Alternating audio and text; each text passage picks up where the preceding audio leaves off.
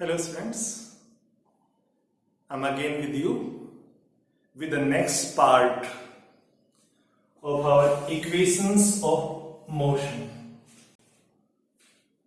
In previous video I told you about the first equation of motion which has the exact name as velocity time relation. हमने drive किया first video में, इससे पहले वाले में v is equal to u plus at. It is called velocity time relation. ठीक है? Today I am going to take two more equations. Next one is s is equal to ut plus half at square, and the last for this chapter is 2as is equal to v square minus u square. अभी तक आप बच्चों को ये समझ में आ गया है कि हमारे पास जो इक्वेशंस ऑफ मोशन है वो एक्चुअली इन 5 डिफरेंट वेरिएबल के बीच के रिलेशंस को रिप्रेजेंट करते हैं. इक्वेशन की डेफिनेशन भी यही होती है. Equation is an expression which shows the relation between different variable quantities. कि अलग अलग तरह की जो वेरिएबल क्वांटिटी होती हैं उनके बीच के रिलेशन को शो करने वाली एक्सप्रेशन को हम क्या बोलते हैं? इक्वेशन बोलते हैं. क्लियर है ये बात आपको? अब मजेदार बात यह है कि जो हमने फर्स्ट इक्वेशन के लिए पढ़ा था, इस सेकंड इक्वेशन और थर्ड इक्वेशन के लिए वही फिगर आपकी काम करने वाली है. थर्ड इक्वेशन के लिए जरा सा वेरिएशन आएगा, otherwise same thing is there. क्या बताया था मैंने? मेथड है ग्राफिकल मेथड. ग्राफिकल मेथड बोलते ही ग्राफ तैयार होना है. अब देखो बेटा, वेलोसिटी नेगेटिव नहीं होती, टाइम नेगेटिव नहीं होता, इसलिए हमारा जो ग्राफ होता है उस ग्राफ के अंदर एक्चुअल में 4 क्वाड्रेंट होते हैं. अब बच्चों को याद होगा, इधर भी जाना होता है, इधर भी जाना होता है.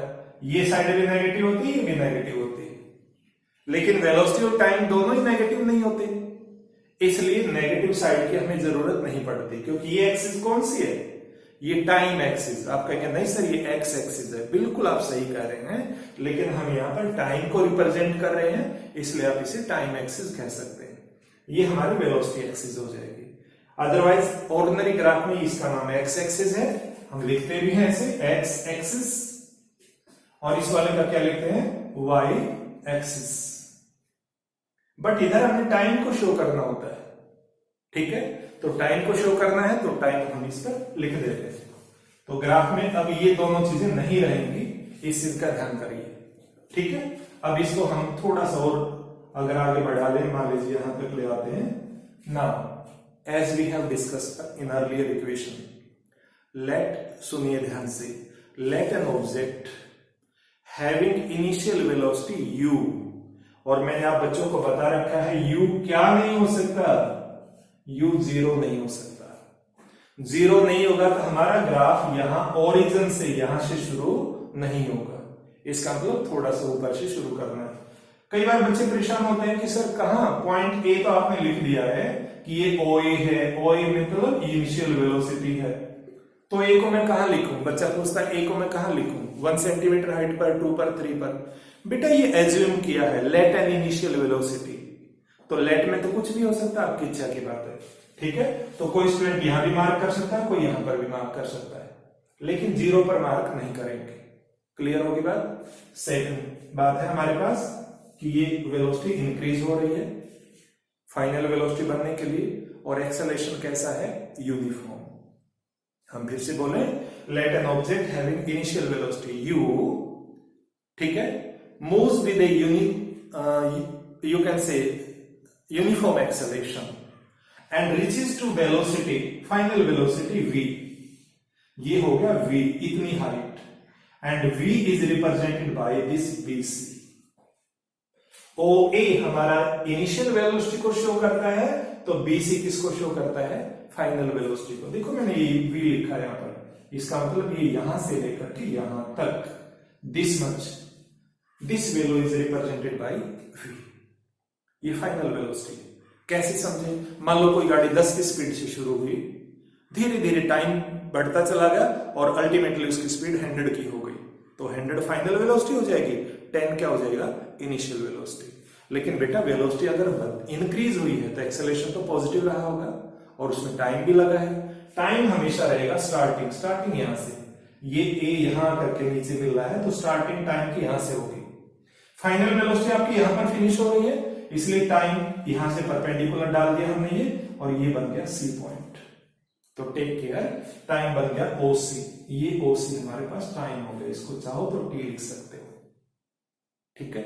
अब हम ये परपेंडिकुलर यहां से शो करते हैं ऐसे, तो जितना OA है उतना ही कट हो गया इसमें से, और ये पॉइंट सी है हमारे पास। ये पॉइंट अगर आपके पास सी है तो हम यहां एक नया पॉइंट लिख देते हैं, ठीक है। वी को थोड़ा सा ऊपर लिख देता हूं ताकि आपको कंफ्यूजन नहीं हो, और ये पॉइंट हमारे पास है डी पॉइंट। तो ध्यान करिए OABC और बीच में है डी, ठीक है। ये हुई फिगर, ये फिगर पहले वाले जैसी है, कोई बदलाव नहीं है। सिर्फ ये है कि पिछली बार हमने ये भी बताया था कि बेटा यहां से ज्वाइन कर सकते हैं फाइनल वेलोसिटी के लिए और इससे पॉइंट ए लिख दो, लेकिन ए का कोई रोल नहीं है। बस इतना ध्यान करना है कि जो BC की हाइट है वही OE की हाइट है, यानी BC is equal to OE। ये सिर्फ समझाने के लिए है कि वेलोसिटी इस एक्सिस पर है तो इतना मेजरमेंट, ठीक है। अब आइए दूसरी इक्वेशन की डेरिवेशन पर और आगे बढ़ते हैं।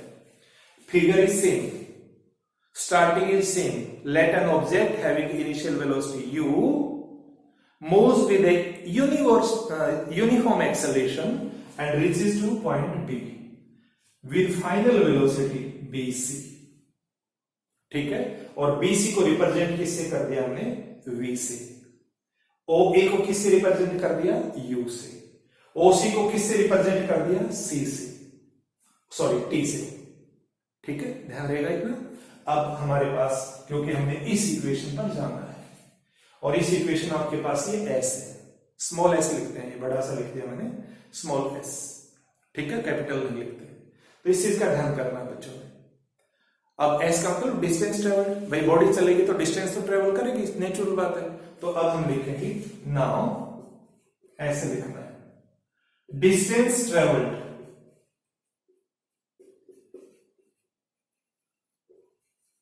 कम करेगा बॉडी डिस्टेंस जब उसकी स्पीड बढ़ रही है। एक जगह खड़े खड़े तो स्पीड नहीं बढ़ती ना, आप कार चलाते हैं, बाइक चलाते हैं, कुछ भी चलाते हैं, जब आप उसकी स्पीड इंक्रीज करना चाहते हैं तो कुछ डिस्टेंस भी ट्रेवल करती है। हमारे पास ये जो पर्टिकुलर मेथड होता है, इसमें हम इस चीज को बहुत अच्छे से देख सकते हैं। वैसे तो डिस्टेंस ट्रेवल्ड हमारे पास स्पीड इनटू टाइम होता है, लेकिन यहां स्पीड कांस्टेंट नहीं है और ये ग्राफ का मेथड है। तो ऐसे केस में डिस्टेंस जो ट्रेवल्ड आती है उसको हम कैलकुलेट कर पाते हैं, वो हमारे पास होता है that is equal to area under v' t graph. कि ये जो वेलोसिटी और टाइम का ये ग्राफ है ना, ये वाली जो लाइन है, ये वेलोसिटी टाइम ग्राफ कहलाती है, क्योंकि टाइम ऐसे बढ़ता चला गया, वेलोसिटी ऐसे इंक्रीज होती चलेगी और इन दोनों के बीच का रिलेशन होता है। मैंने पहले वाले वीडियोस में आपको बता रखा है वेलोसिटी टाइम का ग्राफ कैसे ड्रॉ करते हैं। तो ये जो लाइन है हमारे पास, ये वेलोसिटी टाइम ग्राफ। अब हमें ये कहना है एरिया अंडर वेलोसिटी टाइम, यानी इसके नीचे नीचे का एरिया लेना है। अब इसके नीचे का एरिया कहां से, ये शुरू कहां से होती है, ए से, फिनिश कहां पर हुई, बी पर। तो बी से नीचे आ जाइए, सी पॉइंट आ गया, ए से नीचे आ जाइए, ओ आ गया, फिगर क्लोज हो गई। तो इसका मतलब you are that is equal to area OABC, OABC, बोलो क्लियर होगी बात ये।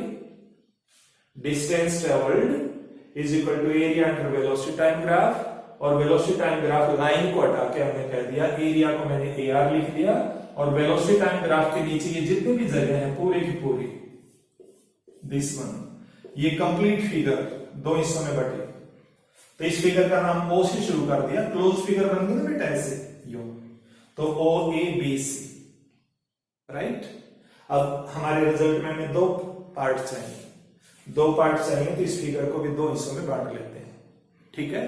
तो इस फिगर में से पहला हिस्सा नीचे वाला रेक्टेंगल, तो यहां लिखता हूं that is equal to area OADC plus ऊपर का एरिया, कौन है ऊपर, ट्रायंगल ADB, ADB। रेक्टेंगल का एरिया आता है आपको कैलकुलेट करना, बताइए क्या होता है, लेंथ इंटू ब्रेड्थ। अब ये हमारे पास लेंथ है और ये आपके पास ब्रेड्थ है, तो इसको हम कह देते हैं OA इंटू OC। इस फिगर को हटा देंगे, that is equal to OA into OC plus, आगे प्लस का साइन आ गया है। ट्रायंगल का एरिया है, और ट्रायंगल का एरिया बताइए क्या फार्मूला होता है, सभी को याद होना चाहिए, that is half into base into perpendicular. तो यहां लिख देता हूं हाफ, बेस की जगह लिख देता हूं AD, और इसका परपेंडिकुलर, इस ट्रायंगल का परपेंडिकुलर क्या बनेगा बेटा, BD। ठीक है, क्लियर होगी बात यहां तक। तो ये इतना सा देख लीजिए। अब इस चीज को अगर हम ऊपर लिख दें यहां पर, तो डिस्टेंस ट्रेवल्ड, डिस्टेंस का सिंबल हो जाएगा S is equal to OA, this is OA। OA किसके बराबर है, U के बराबर है, U इंटू OC, OC किसके बराबर है, T के बराबर, प्लस हाफ AD, कहां पर है AD, this is AD, AD is again equal to OC, तो OC अगर T है तो AD भी T हो जाएगा, तो यहां पर हम लिख सकते हैं T, और इंटू में BD, ये रहा BD, BD कितना है V माइनस U, यहां लिख दो V माइनस U। ठीक है, एक्सप्रेस कर देना, ये हमारे पास AD is equal to OC, ऐसे कि आपके पास जो AD है, AD इज इक्वल टू नीचे OC, that is equal to T। कई बार टीचर ऑब्जेक्शन करते हैं कि कहां से आ गया, तो आपको पता लग जाएगा। ठीक है, that is equal to, finally S तो चल ही रहा है, ये बन गया UT प्लस हाफ, ये आपके पास T है। अब ये V माइनस U हमें रिजल्ट में नहीं चाहिए, but we have already studied, हमने पहले से पढ़ा है। क्या पढ़ा आपने, V is equal to U plus AT पढ़ा हुआ है। अब अगर इस U को इधर ले आए तो V minus U is equal to क्या आ जाएगा, AT, तो it is V minus U, that is equal to AT। तो इसको हटा देते हैं इक्वेशन में से, और यहां लिख दें AT। देखिए क्लियर हो गया आपको, इट इज AT। ठीक है, तो इधर S चल रहा था, तो final S is equal to, it is UT plus half A और T इंटू T, क्या बन गया, T स्क्वायर।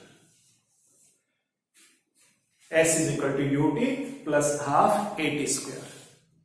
अब इसका असली वाला नाम, और इसका नाम क्या होगा, S का मतलब डिस्टेंस, डिस्टेंस का मतलब कहां पहुंच गया ऑब्जेक्ट, उसकी पोजीशन क्या है, तो नाम बनेगा हमारे पास,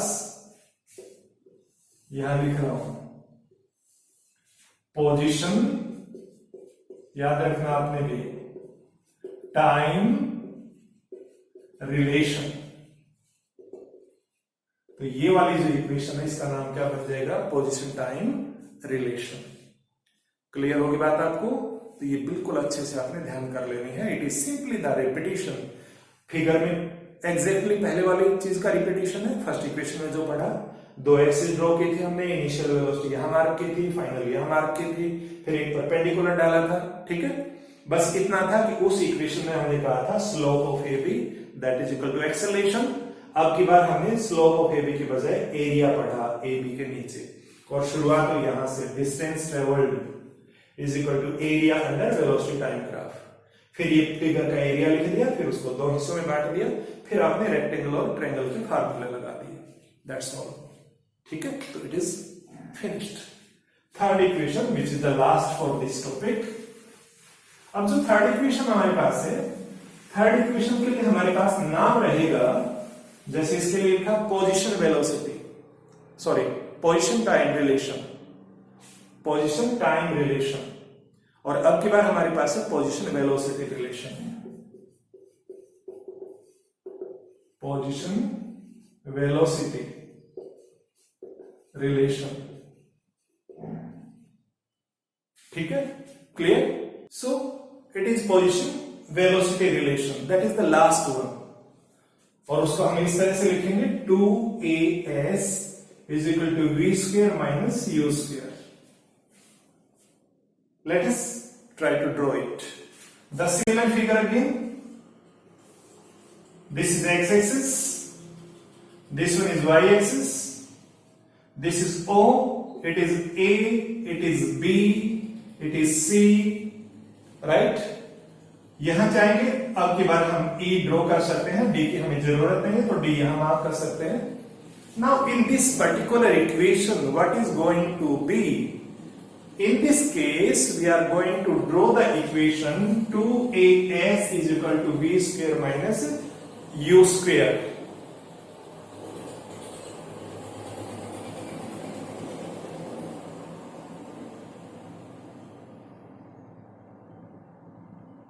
So we shall take only this particular figure. Initial velocity U, again final velocity BC, that is V. No need to draw the perpendicular. अब इस केस में हम दोबारा से कह सकते हैं distance travelled, distance travelled that is equal to area under v dash t यानी वेलोसिटी टाइम ग्राफ. अब की बार हम फिगर को सिंगल ले रहे हैं क्योंकि हमने परपेंडिकुलर ड्रॉ नहीं किया, तो डिस्टेंस के लिए आपके पास सिंबल आ जाएगा s और फिगर होगी OABC, that means area OABC.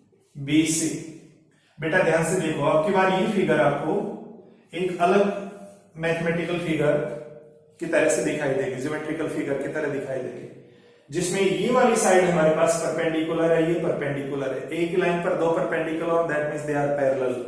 दो साइड पैरेलल है, दो non parallel, and such type of quadrilateral is called trapezium. इसका मीनिंग ये हुआ कि एरिया ऑफ ट्रेपेजियम आ जाएगा, तो that is equal to area of trapezium. और ट्रेपेजियम का नाम क्या है? OABC. ट्रेपेजियम का फार्मूला याद करिए. ट्रेपेजियम का फार्मूला क्या होता है हमारे पास? That is equal to half into sum of parallel sides multiplied by height. अब पैरेलल साइड में बनेंगी ये OA और BC, ये दोनों पैरेलल हैं. That is equal to half को हाफ लिखिए तो ये OA plus BC multiplied by लिखिए OC. अब हाफ ही रहेगा, यहां लिख दो S is equal to half. OA means U, BC means B, it is multiplied by OC. OC बोले तो टाइम. ठीक है, तो यहां तक देख लीजिए. अब हमारे रिजल्ट में से हम टाइम को डिसअपियर करना चाहते हैं. टाइम को डिसअपियर करना चाहते हैं. टाइम को डिसअपियर करने के लिए फिर पुरानी equation v is equal to u plus at. इस u को इधर ले आइए तो it is v minus u is equal to at. और अगर a को भी इधर ले आए तो v minus u upon a, that is equal to t. अब t को यहां से डिसअपियर करना है.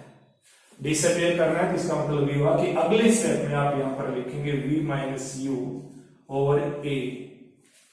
ध्यान करो बेटा, ये डिनोमिनेटर में 2b है और a भी है.